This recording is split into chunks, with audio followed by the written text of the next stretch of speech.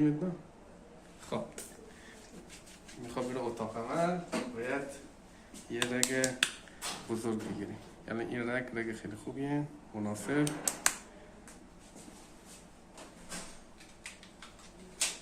از بزرگترین آهیجوکت استفاده میکنیم. 100.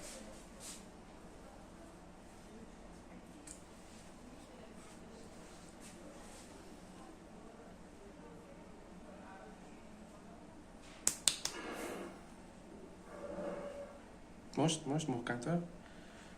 خب چون طول رگ کوتاهه اشکالش نیست.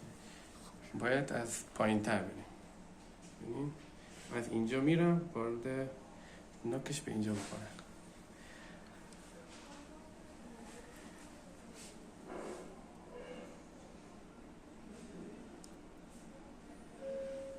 خون اومد. تمام. مشت باز بکن. نه مشت باز بکن.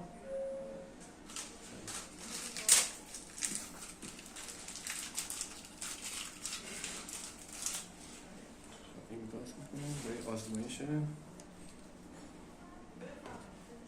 پشتش میکنم.